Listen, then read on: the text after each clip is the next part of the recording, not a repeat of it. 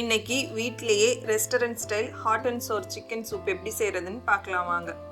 First ஒரு குக்கரில் 1/2 cup boneless chicken, பாதி வெங்காயம், 5 பல்லு பூண்டு, ஒரு சின்ன பீஸ் இஞ்சி, 1/2 ஸ்பூன் மிளகு, கொஞ்சம் உப்பு, தேவையான அளவு தண்ணி சேர்த்து 2 விசில் விட்டு எடுத்து வடிகட்டி சிக்கன் ஸ்டாக் தனியாக எடுத்து வச்சுக்கலாம்.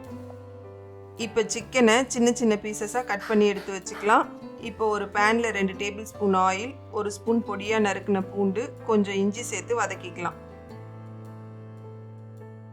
கூடவே கொஞ்சம் ஸ்ப்ரிங் ஆனியன், கொஞ்சம் பொடியாக நறுக்கின கேரட், கொஞ்சம் கோஸ், கொஞ்சம் பீன்ஸ், கொஞ்சம் பொடியாக நறுக்கின மஷ்ரூம், கொஞ்சம் கார்ன், கொஞ்சம் பொடியாக நறுக்கின கேப்சிகம் சேர்த்து வதக்கிக்கலாம்.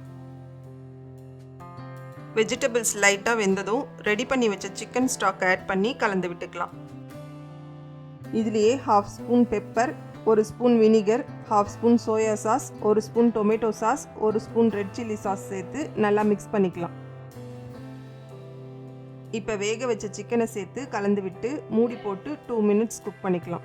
இப்போ 1 ஸ்பூன் கார்ன்ஃப்ளவரை கொஞ்சம் தண்ணியில் கலந்து ஆட் பண்ணி கலந்து விட்டுக்கலாம்.